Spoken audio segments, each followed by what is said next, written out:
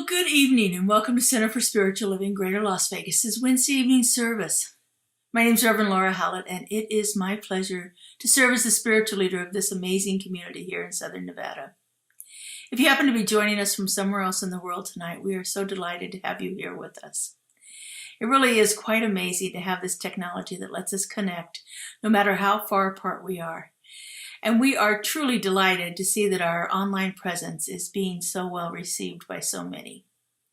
So thank you all for being here. I'd like to thank our beloved community members who are here tonight supporting us in this service. We have practitioner Barbara Lyle sitting high watch and holding that space of consciousness for each one of us. And we have Melissa Allen, a beautiful musical inspiration for this evening. And our media specialist, Joe Blom, who creates these amazing videos for each service. I want to thank each and every one of these beloved people who really come together each week to bring us these services online. And I want to thank all of you who are watching this service tonight. You're the reason we do what we do here at Center for Spiritual Living, Greater Las Vegas. Thank you.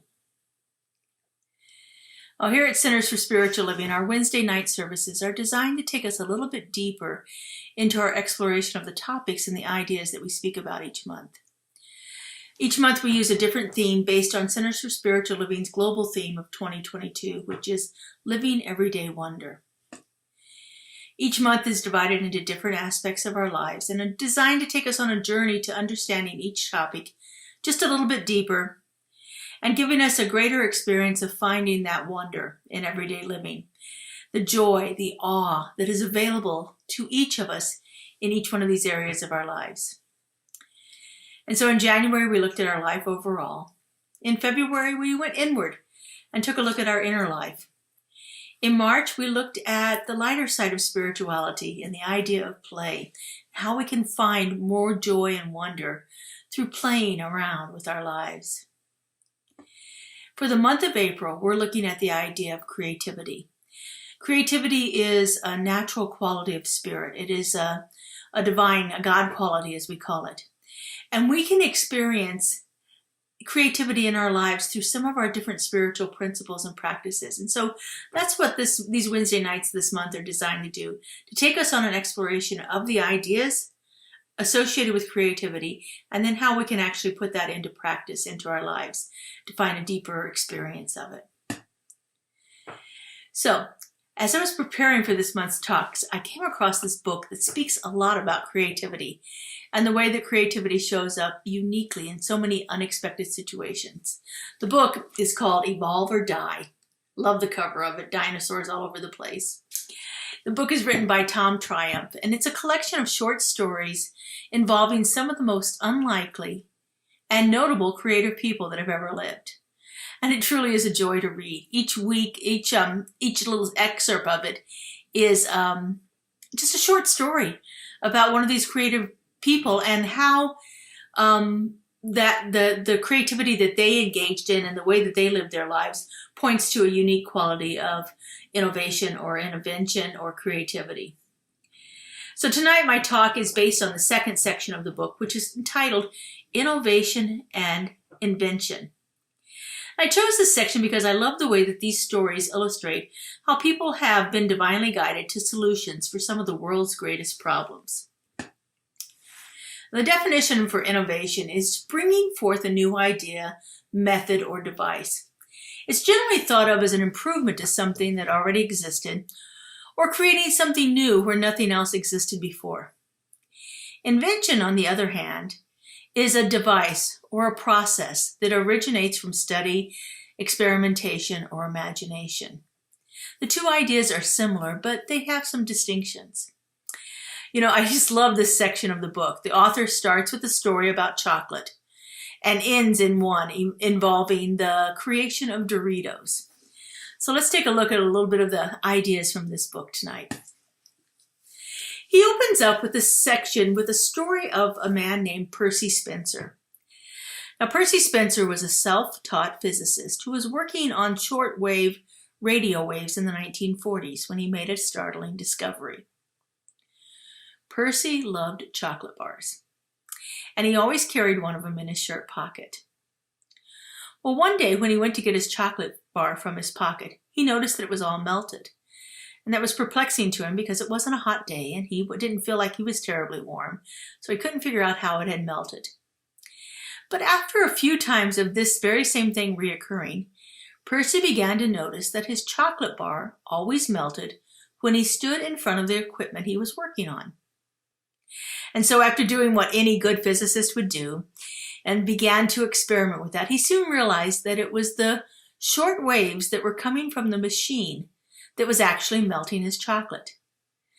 And so he began working to modify the short wave radio waves into what we now know as microwaves, and very soon developed the first microwave oven. Percy went on to receive over 300 patents and numerous awards for his invention. Oftentimes invention or innovation seems to happen by accident or by a set of lucky circumstances. Percy Spencer was doing the work on radio waves and accidentally melted his chocolate bar, which led to the discovery of the microwave and all of the thousands of uses that we have now received over the last 6 or 7 decades from being able to implement microwaves into our lives. There are a lot of myths and thoughts about innovation. Tom Triumph lists several of them in his book. Let's go in and explore a little bit of these. His first myth that he talks about is that geniuses must work alone. Well, the truth is that it's difficult to do this work of creativity on our own. It can happen, but it's not as easy as it is if we have someone else to work with and to collaborate with.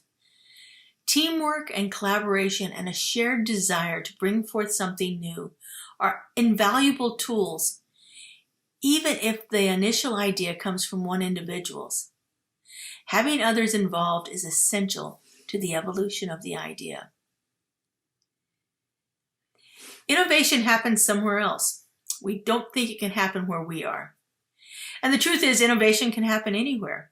You don't have to be in a laboratory or in some hidden secret government facility. That divine spark of inspiration doesn't really care where you're located or what, if any, kind of laboratory you have.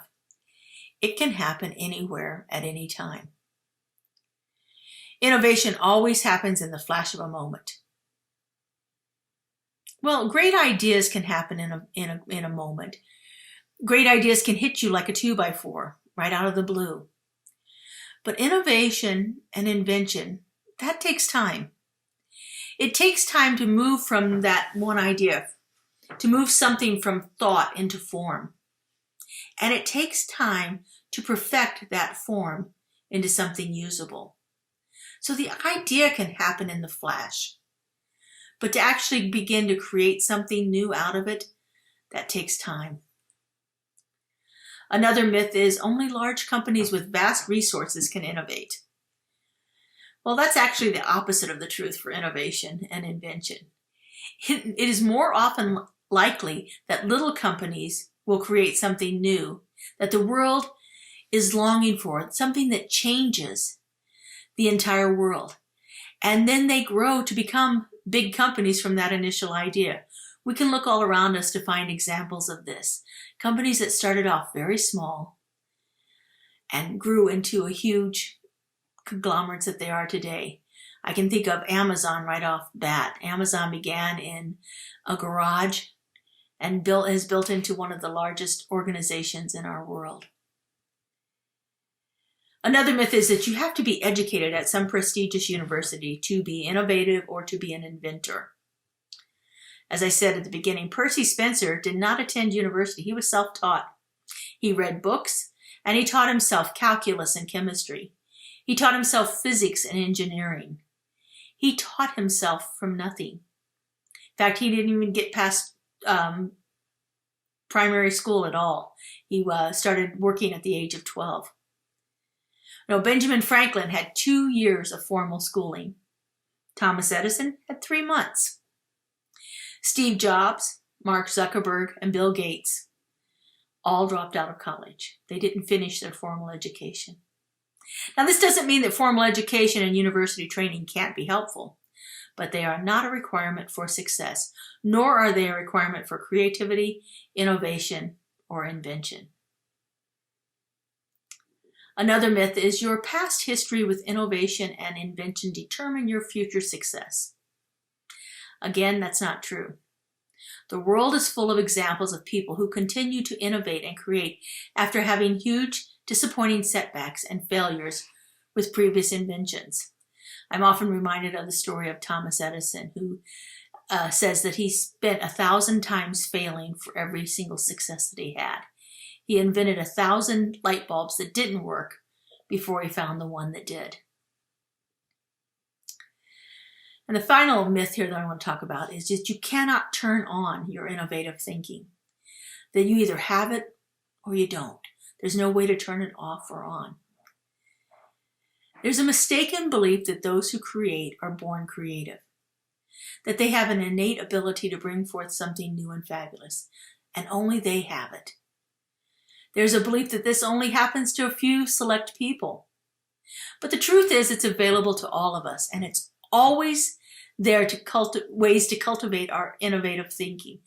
We have numerous things that we can do, practices that we can engage in, which help spark that innovative thinking, help us delve into our creativity, help us find an outlet for it.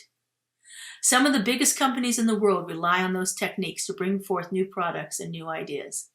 I love hearing about companies like Google and Apple and Microsoft that have these huge think tanks and places for people to be creative in a different way. They have break rooms that are set up for people to step outside of their normal day-to-day experience and be in an environment that is unique and different, because that's where many ideas come from. Oftentimes, they're not coming from a person sitting at a desk in front of a computer, but they're coming from someone who's out taking a walk or exercising on a bike or playing a video game. Those moments when we step outside of ourselves can create a new experience for us in how we perceive things and allow creativity to flow a little greater. So one of the things that Tom Triumph talks about in his book are the 20 greatest inventions of all time. And I love the list that he came up with here. Most of them I agree with. I mean, I think I could have added a few extra on here because I thought they were important for me. But here's the list of 20 greatest inventions of all time. We have the wheel, the printing press, the plow, cement. I wouldn't have thought of that, but think about all of the homes that could not be built, all the buildings and streets and everything else that could not be existing, that would not exist without it. Cement holds things together. We have the steam engine, penicillin, the light bulb, the lens, and paper, and of course one of the things that we've been using a lot in the last couple of years, vaccines. The computer, the telephone, the internet or the World Wide Web, the automobile, the flush toilet. Thank goodness for the flush toilets. I just got to say no more than that. Anesthesia, absolutely. The airplane, semiconductors, the radio, and genetics. He based his 20 greatest inventions of all time on the effect that they've had on people, on how they've helped the world. Because that's a key component to when we are thinking about innovating and invention. Is it something that's going to be beneficial in our world? Is it going to give more benefit than it is going to cause any harm? That hasn't always been thought about in many of the innovations and inventions that we've come across over the centuries. It's not always, the impact is not always considered. But these are the ones that the author thought were really important and that had created the most benefit with the least amount of problems. Innovation requires change. And change means doing things that are new and foregoing a lot of things that are familiar. It means discomfort and uncertainty and a very real likelihood that you may be wrong. All in all, it can be very scary. But it comes down to a decision. You can either ride things out, fight for the status quo, and hope that the changes you're sensing are going to slow down. Or you can think about where the world is heading and if you can change enough to get yourself there. to be a beneficial part of the new world that we are creating. Innovation and creativity are far more likely to happen simply by being open to the idea that it can happen. That's actually one of the secrets to innovation and creativity. The expectation of great things being possible, followed by effort, is a precursor for making great things happen. Your expectations are a good barometer for what's possible. It's what Henry Ford meant when he said, "Whether you believe you can do a thing or not, you are right." Our expectations are a precursor to making great things happen. If you believe you can, or you believe you can't, either way you're right. So at the end of his section in the book, he talks about 10 secrets shared by world-class creators that can help you along on your path. The first thing he says is you have to believe. You have to believe it's possible. You have to believe in yourself. You have to believe that there is a chance that this might be the right answer. And along with believing, you have to be brave. It takes courage to do something different than what has ever been before. You have to keep moving forward. There's no looking back here. The only reason we would ever look back is to learn from the past so that we can move forward to a better future. We need to practice. Practice and practice and practice again. We need to get started now. There's no time like the present. Just begin. Even if it's not going to be the right thing at this moment, start now. Look for the simplicity. It doesn't always have to be a complicated answer. Along with being brave, we need to be bold. We need to have the confidence in ourselves that this is right and this is where we're headed. Our creations, our innovations, our inventions should be helping people. They should be helping others to have a better life in some way or another. The author says that we need to stay curious and we need to stay hungry. We need to be eager for that thing that is wanting to be birthed through us. We need to stay curious about what is possible and eager for the outcome. And the final thing is how we began this month with my topic was saying yes. Say yes and have fun with it. The divine is always looking for an outlet for its creative expression. And your yes signals your willingness to be that outlet. And having fun with it, well, why not? Why not have fun more than anything else? You know, the thing about creativity is it's not about the output. It really is not about the thing or the product that you create. In our modern world, we often equate our ability to be creative with the things that we are able to produce. We think it must be a piece of art or a piece of music or an exquisite recipe or a beautiful dress. Those things are simply the product of the creative flow that is inherent within each one of us. It is wired in our DNA. It is part of who we are. You come from a family of innovators. As a matter of fact, your lineage is incredibly impressive because every single one of your ancestors had to be clever enough, had to be creative enough, and had to move fast enough to survive. Otherwise, you wouldn't even be here.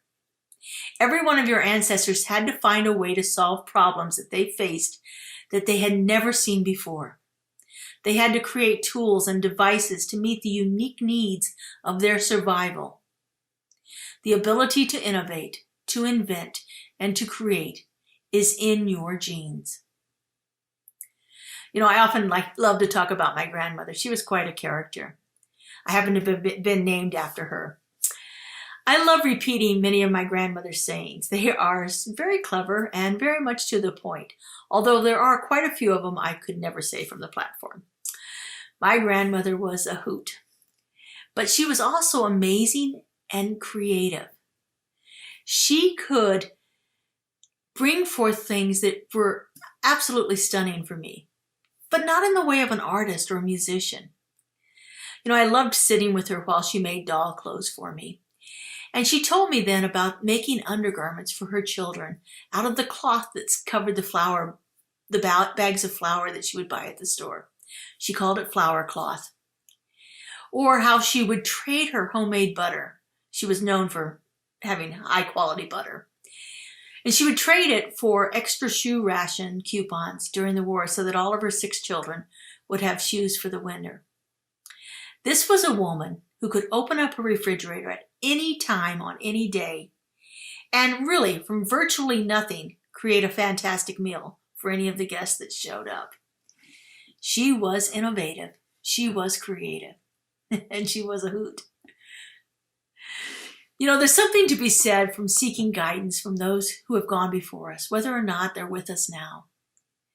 Here at Centers for Spiritual Living and in our philosophy, our belief is that life is eternal, that it's continuous and everlasting, and that we can all tap into that one life at any given moment. And this is a practice that we can engage in a little more consciously when we're seeking divine inspiration or guidance. When we have a problem to solve, when we're trying to come up with a new way of doing something, why not go into contemplation with those who've come before us? Imagine taking the time when you're stumped and having a conversation with Albert Einstein. Imagine if you are dealing with some difficult people who don't want to change and you are talking to Harriet Tubman. Or if you're up against an injustice that you really want to resolve, why not have a conversation with Susan B. Anthony? Or if you have any problem of any kind, talk to Benjamin Franklin. Ask those who've come before us how they would solve a problem, and then sit in the silence and listen for the response. I often do this with my grandmother, and I frequently do it with my mother now too. And every once in a while, depending on the type of situation I'm dealing with, I talk to one of the greats that have come before me. Lately, for some reason, I've been talking to Joan of Arc. I think it has to do with solving great problems with a lot of courage. Divine inspiration and creative innovations can come to you through any source. Be brave, be willing, and be open and receptive to it. There's a great gift waiting for you there. So let's take this into prayer. Our spiritual mind treatment is one of the ways that we practice actively and consciously knowing truth about situations. And so what's better than to know that we are that creative inspiration of the divine? And so if you would with me, just turn within. Allow your body to become still.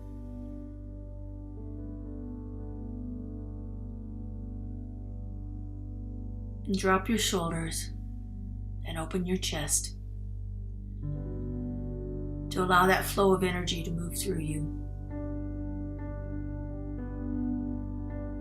as we commune with the divine. And so right here and right now, I know that there is only one power, one presence, one creative love intelligence, one divine guiding and directing force that is in, through, and as all of its creation. I know that one is a place of peace, of unconditional love, of infinite intelligence and wisdom. And I know that I am divinely connected to it. That the very place on which I stand is holy ground, for the presence of God is right here, right now, in me, through me, and as me. And as I know this is true for me, I know this is true for all of us, that each one of us is that divine, unique expression of the one, created in the image and likeness and endowed with all of those divine qualities. And so, knowing this truth, I speak my word. I know that each one of us is an inlet and an outlet for the creative expression of the divine to flow.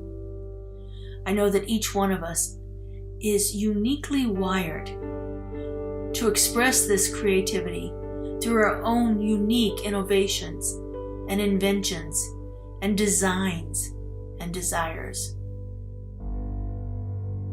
I know that the presence of the One shows up uniquely and perfectly and beautifully through each and every one of us when we open ourselves to that flow and allow ourselves to be the channel through which God moves into expression right here and right now.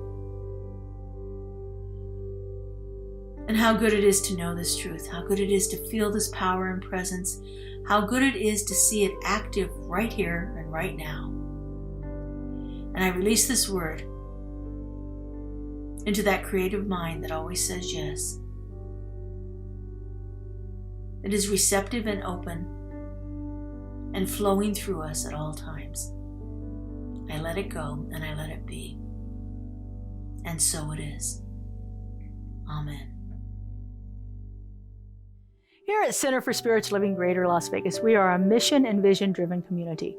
We offer transformative educational opportunities, deep and meaningful moments of connection, uplifting Wednesday and Sunday services. We greatly appreciate your contributions that support the amazing work we're doing here in Southern Nevada. We have several easy ways you can contribute. We have text to give. Simply text the amount of your donation to our text to give number, and you'll be prompted to enter your information. There's a link to our online donation page posted below this video where you can contribute by debit or credit card. And of course, you're always welcome to send a check to our office if that works better for you. All of your contributions go to support the great work that we're doing here in Greater Las Vegas community.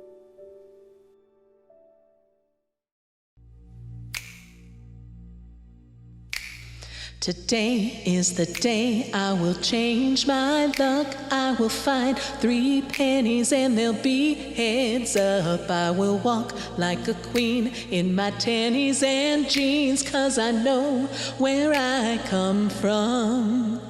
From the stars and the sun, from that magical one, I am part of this thing called life. From the known to unseen, everything in between, I am part of this thing called life. I am one with this thing called life.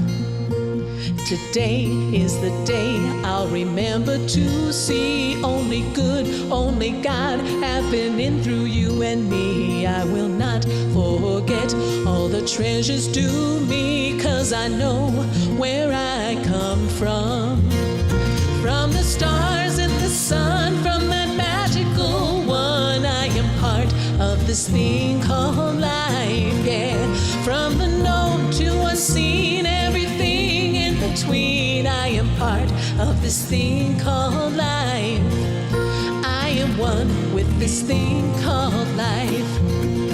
And today is the day I'll be more of myself, love my skin, where I've been, and everyone else. No more push, no more pull, simply go as I flow, 'cause I know where I come from.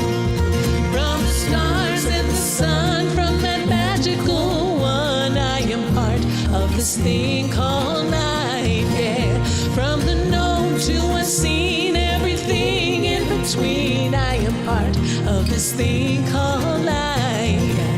From the stars and the sun, from that magical one, I am part of this thing called life, yeah. From the known to unseen, everything in between, I am part of this thing called life. I am one with this thing called life. I am loved by this thing called life.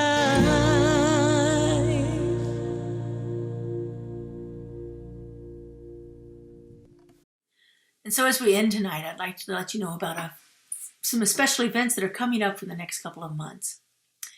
As you know, we've recently purchased a new building for our center. And we would like to have the input of our community as we are moving forward into creating the new Center for Spiritual Living Greater Las Vegas.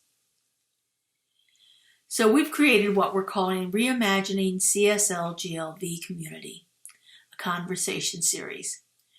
Our first meeting will be held on Saturday, April 24th at 11 p.m. Pacific Time on our online platform through Zoom.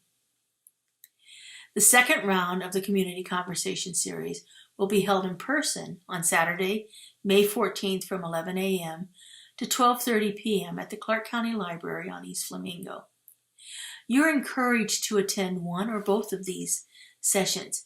We want your input. We want to know what it is that you see as us becoming the new Center for Spiritual Living Greater Las Vegas. And in addition to our Community Conversation Series, we're creating an online survey to get your feedback around some specific questions. The link for the survey will be coming out in one of our e-blasts, so please look for that and take a few moments to complete the survey. It is vital that your voice be heard, so please take these opportunities to share with us what it is you're wishing to see as the new Center for Spiritual Living Greater Las Vegas.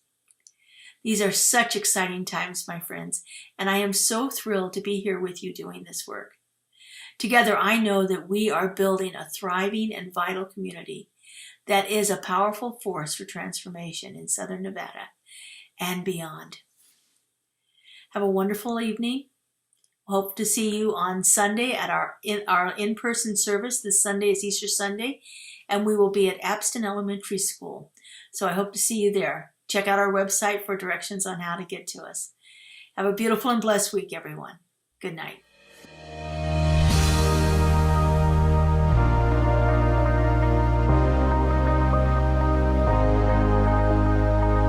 The monthly publication, Science of Mind magazine, is a treasure to be read and contemplated. Along with in-depth articles, there is a day-to-day spiritual support to be gleaned from its daily guides. Licensed practitioner Lynn Frankenberger hosts Adventures in Faith every Tuesday at 11 a.m. on Zoom, and you're invited to join in. This is a weekly group discussion that focuses on those daily guides and how to apply them. Check Facebook and our weekly newsletter for more details. CSL Greater Las Vegas brings you much of your favorite spiritual music every Friday at 7 p.m. with spiritual soundscapes. Enjoy performances from CSLGLV vocalists along with special guest singers. It's music for your soul. Subscribe to the CSLGLV YouTube channel to get a convenient link sent to you for each musical performance. At CSL Greater Las Vegas, it is our mission to inspire spiritual discovery through community connection, exploration, and celebration. This mission supports the all-inclusive vision of Centers for Spiritual Living worldwide, in which we envision a world that works for everyone and all of creation.